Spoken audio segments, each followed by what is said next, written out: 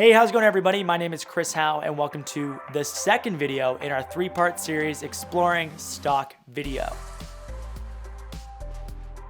In this video, we're going to be talking about how to shoot stock video. This means we'll be exploring gear, video requirements, different types of shots, and audio.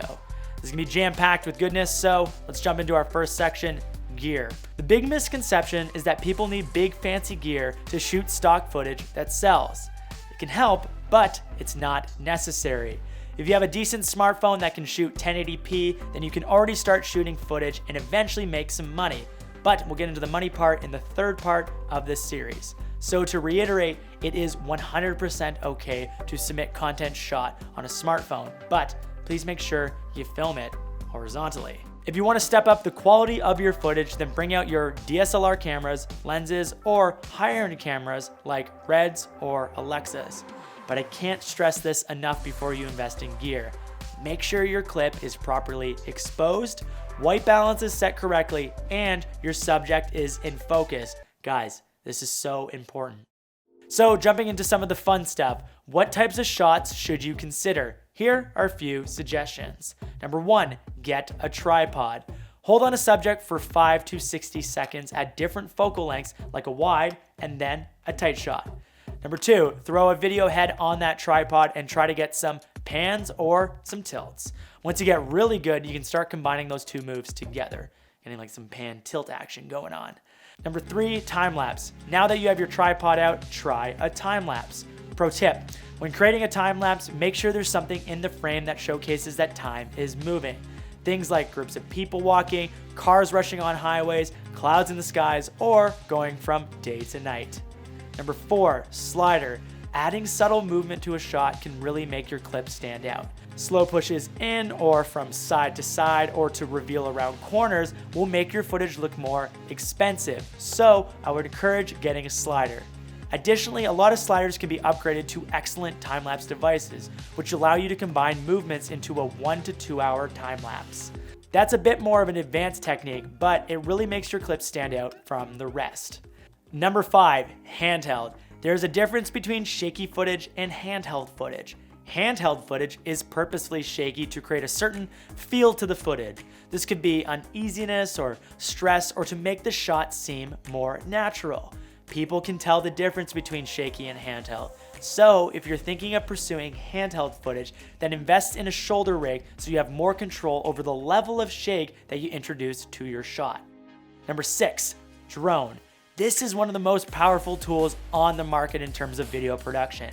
Invest in a drone so you can get beautiful aerial shots. We're talking top-down shots, movement up and down, or orbital shots.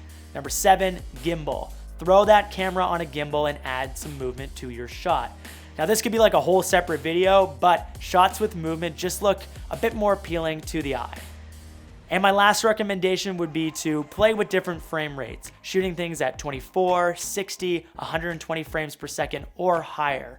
Again, be purposeful. If you think the shot would look better in slow motion, then make sure you capture it. You can take all those shot examples to one location or one scene and make 100+ different clips that you guys can upload to stock. The more variety in clips that you guys upload, the higher the chance that those clips will get purchased. Now let's talk about some of the technical requirements like resolution sizes, length of clip, size of files, and codecs. First up, resolution sizes. It starts with HD, which is 1920 by 1080, 2K, which is 2048 by 1080, UHD, which is 3840 by 2160, and 4K, which is 4096 by 2160. Those are pixel sizes, by the way. You can do a quick little Google search afterwards, but yeah, those are the dimensions.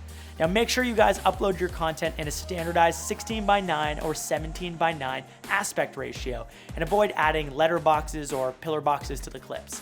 In other words, don't have any empty black spaces in the frames just to fill up the space.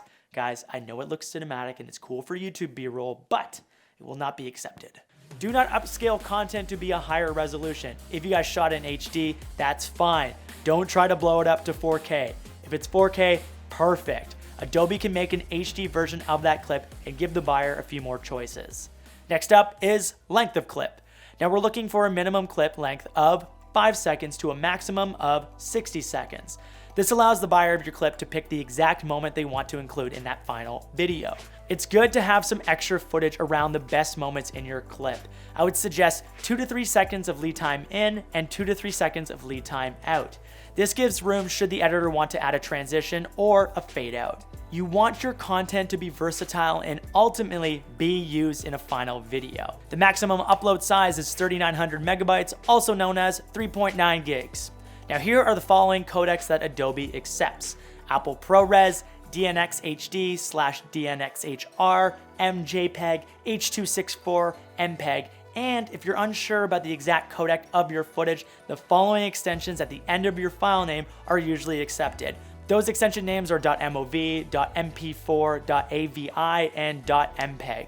Now let's briefly talk about audio. Is it important? Short answer, yes it is.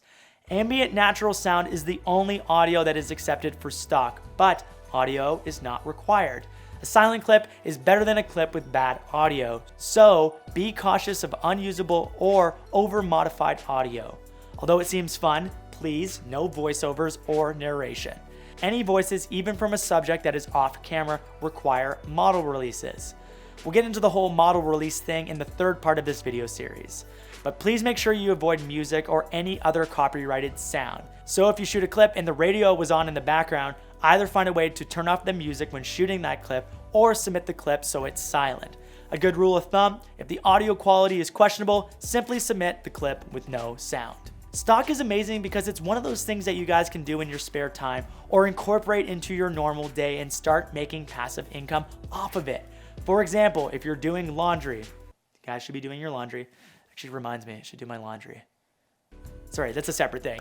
Set up the camera and shoot a few clips of you doing your laundry, loading and unloading your clothes, folding them and putting your clothes away. The possibilities are endless in that scene. It's just up to you to get creative with those shots. Now these are just a few examples of the gear to use, the different types of shots, the technical requirements, and audio requirements. You most likely have a camera on you right now that you could be shooting stock with. It just takes you shooting it.